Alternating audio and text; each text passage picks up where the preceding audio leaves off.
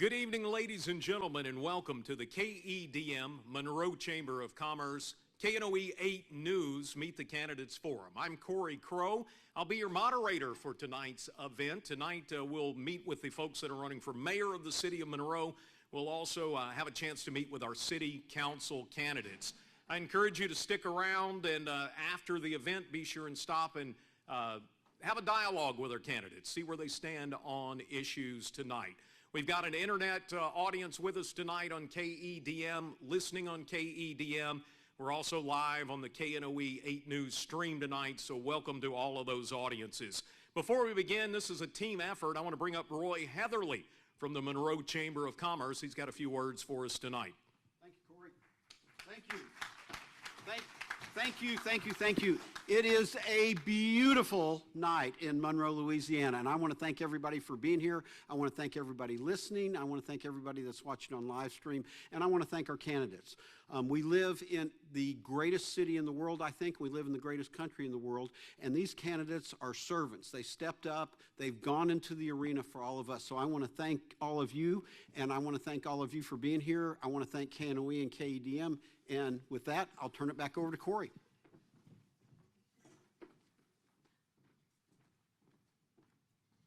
All right. Thank you all for being with us tonight. I need to remind you before we begin that Election Day is coming up on Saturday, March the 23rd. It's not far off, and this is a confusing election, and I need to explain why, because you get to vote in the presidential preference primary this time as well as the mayor candidates and the city council candidates.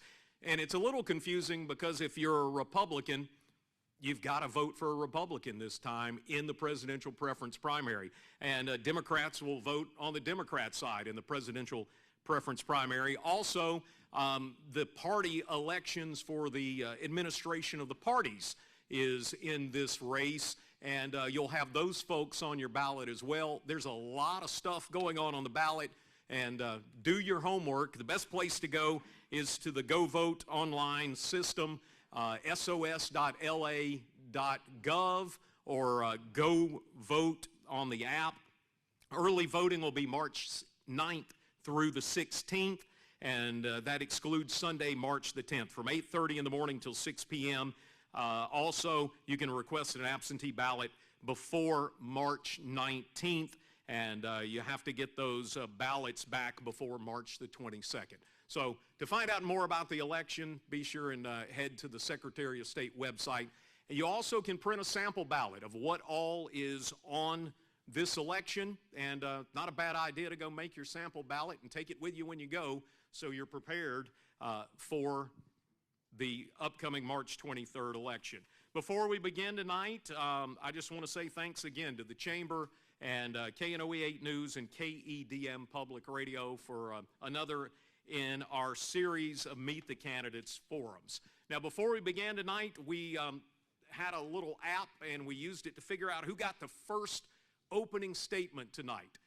We'll have a 2-minute opening statement, and at this time, I'd like to welcome former Mayor of Monroe, Jamie Mayo, for a 2-minute opening statement, sir. Thank you very much, and good evening. Welcome to this Thursday night event. I'm glad you had it on Thursday night and not Friday night, because I was going to be busy. I want to take this opportunity to thank all the voters and supporters that supported me for 19 years. We did so many things in the 19 years that I was here. We built a new airport terminal, a public safety center. We raised the minimum wage, and we did a number of other things. But when I came in, we had a fiscal life support situation as it relates to the budget. The city was broke. We ran out of money in November, and we had to borrow money from the bank and pay it back once the property taxes came in. But we were able to, through all of that, get us to the point when I left office and have a $14 million budget surplus. We brought in 2,000 businesses, and those 2,000 businesses are equivalent to 10,000 jobs. Now we have another life support situation, but it's a crime life support, the worst crime situation that we've ever had. We've had over 70 murders, all black on black crime, since I left office, and that's not acceptable. We're 500% over the national average as it relates to crime. And you need a leader that will come in and do something about this. My three priority areas: supporting local education to reduce crime, and also to address the economic disparities that we have, because there's a tremendous amount of disparities, particularly as it relates to minority businesses. And that's why we need to support not only the Monroe Chamber of Commerce, but also the Monroe Regional Black Chamber of Commerce, because that is not being done under this administration. Thank you. Thank you, Mr. Mayo. We appreciate you being here this evening. The question next will come to you, Ms. Betty Ward Cooper. 2-minute opening statement tonight. Now it comes to you. We'll go that way every time. Comes to you. 2 minutes for an opening statement. Good. Well, good evening to everyone, and thank you for coming out to this very important forum. I'm running for mayor because I see a greater need in our city for stronger leadership, and our city is ever more divided, and that has crippled our potential. And so what we need is to take care of the main issues that's causing us to be held back. And so our city ranks 5th in Louisiana as far as the most violent crime city in the nation. And second, and in the state of Louisiana, ranked number 1 as the most violent crime city. So there were 24 murders in 2023. And economic development continues to elude our city, especially on the south side. Now, businesses have left our area and gone to West Monroe or some other cities, and so we recently lost our only movie theater, and we need a theater for our children and others to socialize, and so because of these things like high unemployment, lack of jobs, the crime rates are extremely high, and a lot of the crime being committed by our youth. And so, you know, they're killing each other violently in the streets. And this is just unacceptable. And so I'm the only candidate in this race who has laid out a plan to address the concerns and problems in our city. And my opponents blame each other for their neglect and failures. Now, my plan will reduce street crime. It's going to forge economic development for Monroe as a whole. It's going to bring workforce training and youth programs and more. So you can find my complete platform at bettywardcooper.org. I'm not a career politician, nor am I a political establishment candidate, for they endorse relationships over job performance and expect us to do the same. So we can bridge the divide, work together, bring stakeholders to the table, and we're going to ensure Thank you, Ms. that we have Cooper. a plan. Question will go next to Mr. Ellis. Mr. Ellis, opening statement tonight. You have 2 minutes, sir. All right. Thank you to the Chamber of Commerce and KEDM for hosting this forum tonight. It's very important that we get out and we hear an exchange of ideas that will help grow our city. For those who don't know me, I am a United States Marine Corps veteran.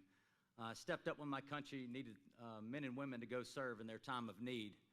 I'm a small business owner, so I do know what it means to write a check on the front versus signing it on the back. I'm also married to my wife, Ashley, who's a lifelong educator, and we have 3 beautiful children that we raise here in Monroe, and they all attend Monroe City Schools. But most importantly, I have had the honor to serve you and each and every one of you in this room as the mayor for the last 4 years.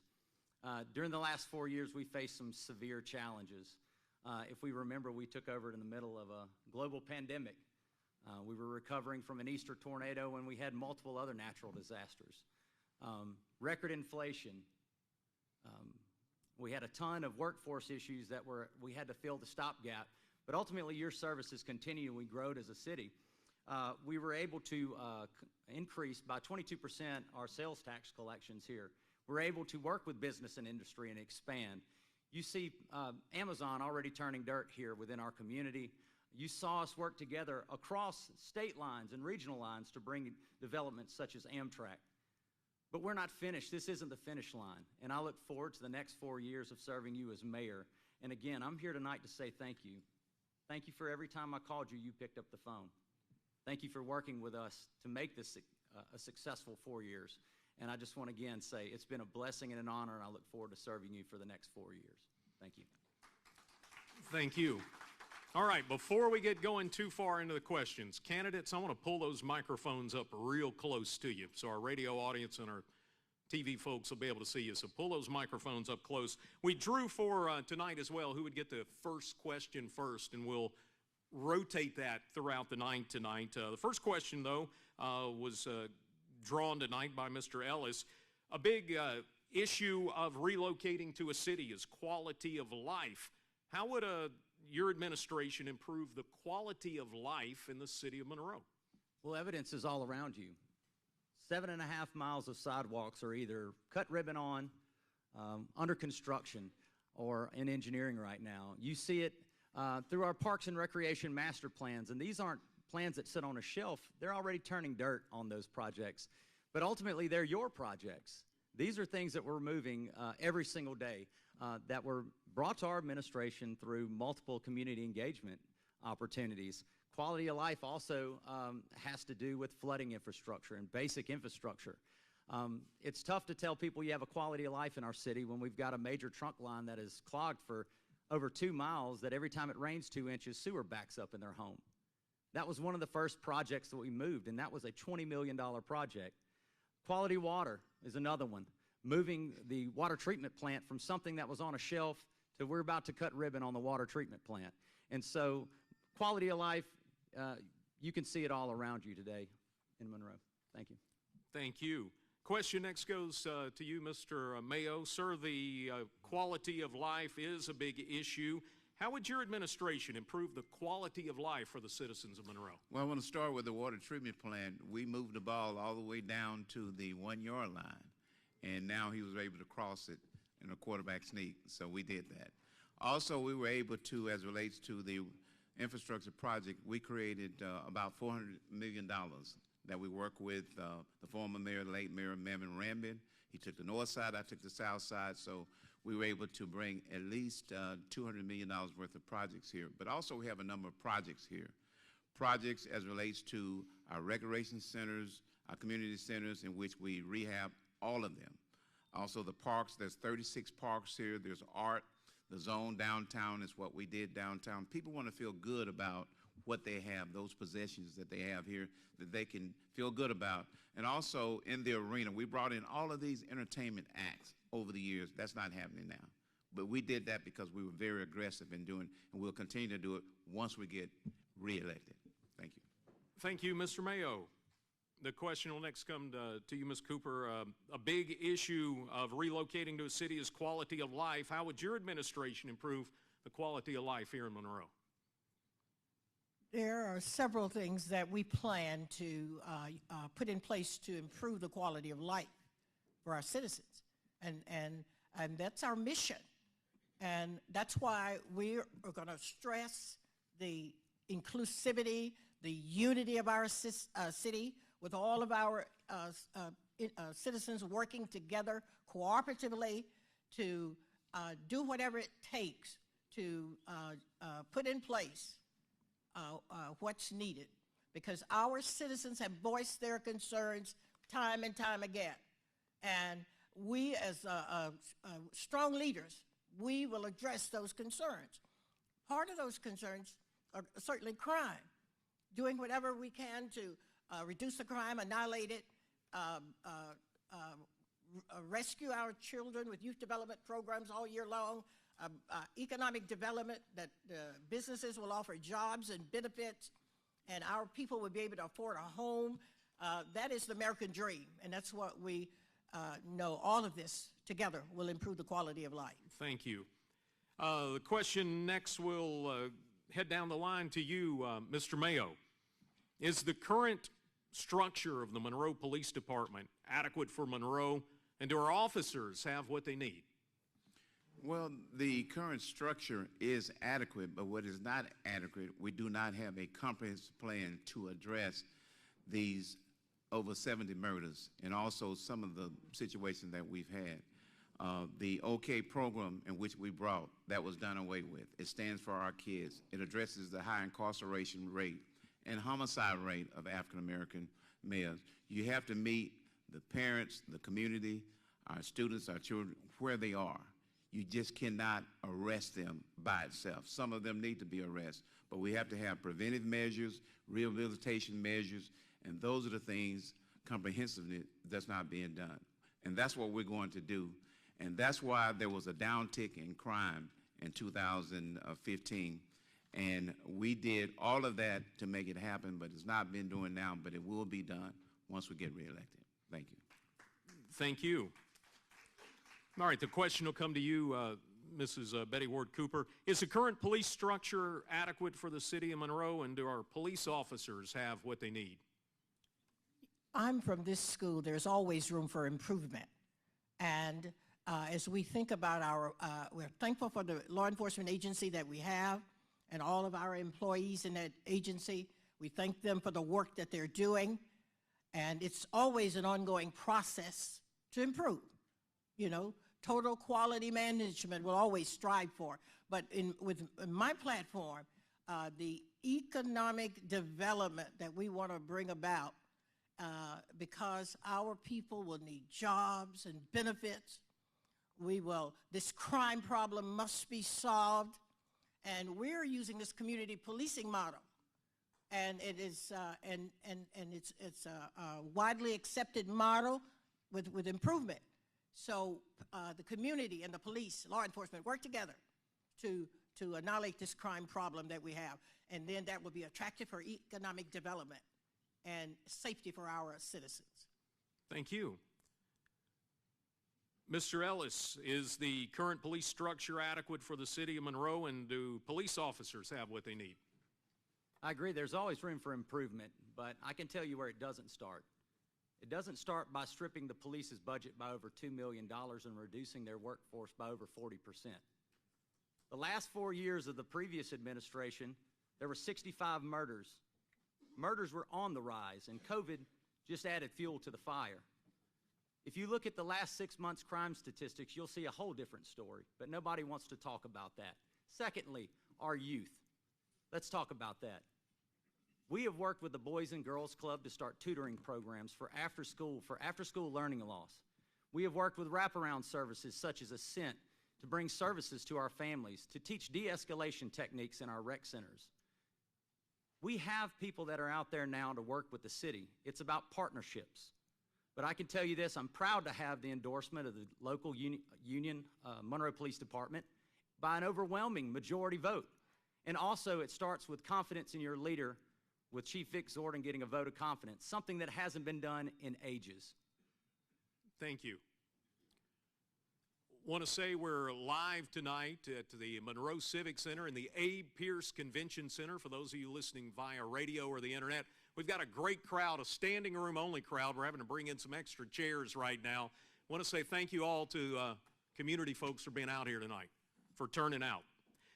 The question will go to you, Mrs. Cooper. What's the most encouraging thing that you've seen or heard on the campaign trail while you've been out working the neighborhoods? It's been a lot, but one of the most encouraging things is meeting the citizens of this great city. We've been able to go to the various precincts and knock on doors and talk to our citizens. You know, that's one benefit from this campaign for me. The networks that are being developed, I already had great networks, but I mean, God has blessed me to develop more networks to hear from our citizens about their concerns. And they are, I've been received so well. And it's just because we take the time to talk to them, to let them know that they're important, they have good ideas, and that they can share them, and that somebody will listen, and they can be a part of the prosperity that our city will realize. Thank you. The question goes to Mr. Friday Ellis next. What is the most encouraging thing that you've seen out on the campaign trail? Look, I'm just going to continue that. This job has given me the opportunity to meet some really great people within our community, to hear their stories of their hopes and dreams for their communities. It starts by listening to people who have had to travel for over 2 to 3 miles to make grocery, that appreciate the new grocery store on Jackson Street, to the point to where they've went to the owners of the store to say, how can we help you be successful? How can we help you keep this parking lot clean? And to be able to get there with ADA accessible sidewalks and new lighting and new roads to travel on your way there, it is encouraging, because I do believe the public understands what it takes to be in this position. And anybody who steps up, we all understand that the city has shown us all love, and we appreciate it, every single one of us up here, I'm sure. Thank you. Mr. Mayo, the question will go to you. What's the most encouraging thing you've seen while you're out on the campaign trail? Well, my team and I are very aggressive in campaigning. We've been to churches, organizations, schools. We knocked on doors, and we just see people at grocery stores and everywhere else. And the most encouraging thing that I've heard is, we want Jamie back.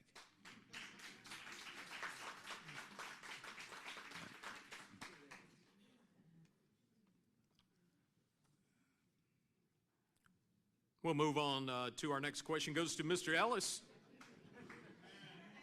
It's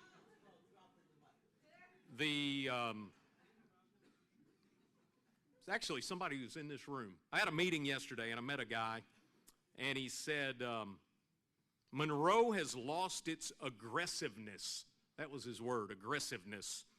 So I want to ask, in what areas should Monroe be aggressive? Is this for me? That's for you. Okay. Yeah, that one goes to you first. Very good. I think Monroe still needs to be aggressive with economic development. There's lots of work to do. We can't sit and wait for investment.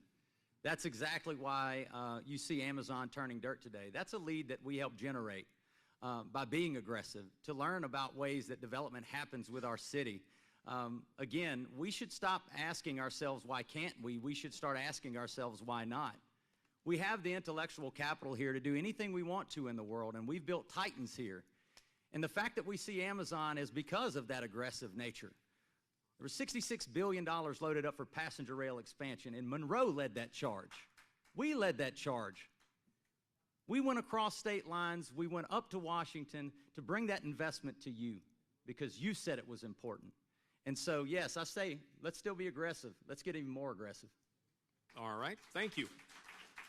Question will go to you, Mr. Mayo, next. Has Monroe lost its aggressiveness, and in what areas should Monroe be aggressive? Well, it has lost its aggressiveness the last 4 years.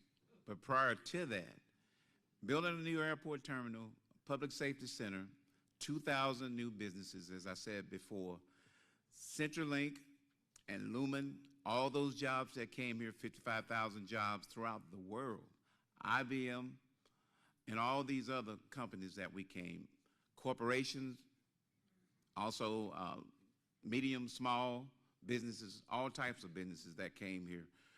And also the other part is, this is a mayor city council form of government. It's not a mayor city manager, and that's what we have now. He's never here. You know, he's doing photo ops all the time. He's not addressing the city charter.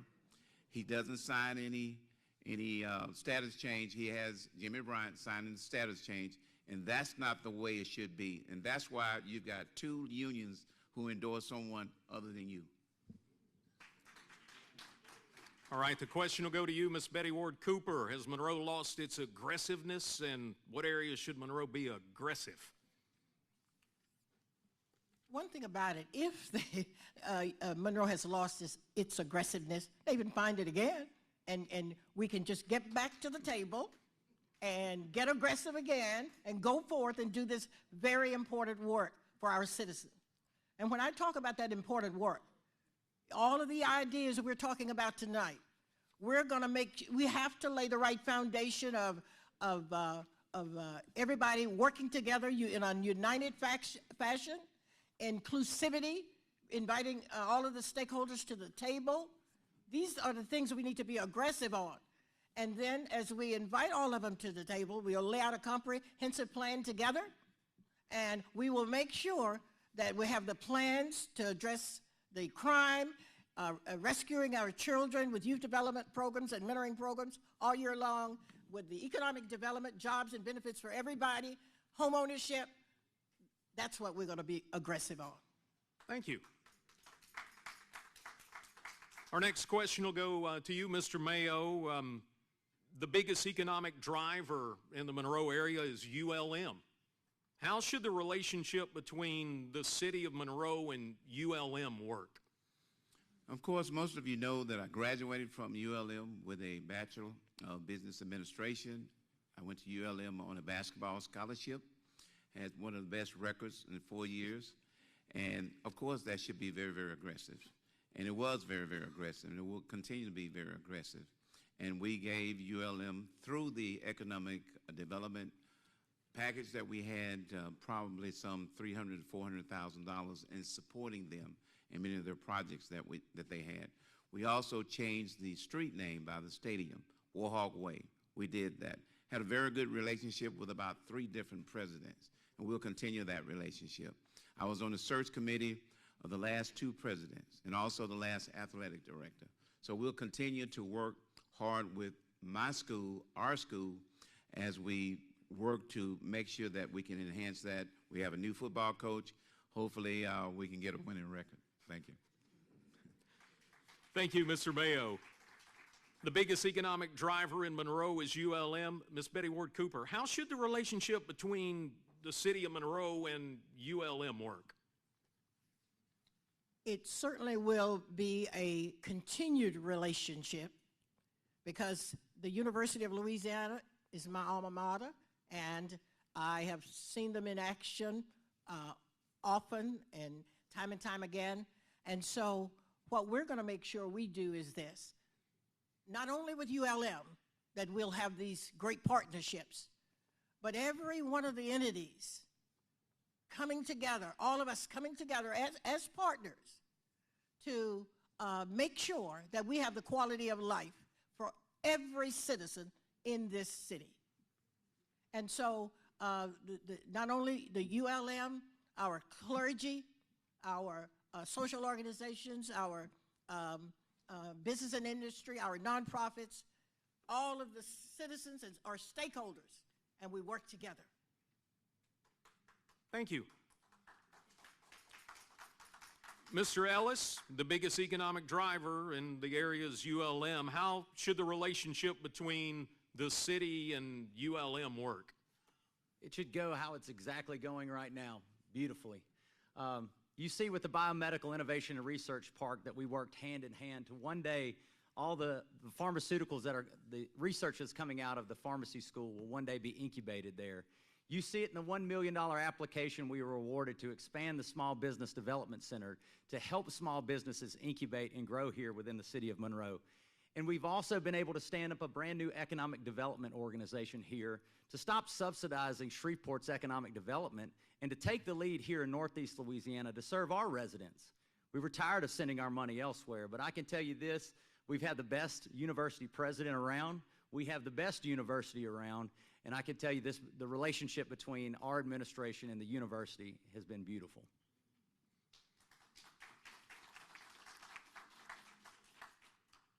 Let's take a quick break.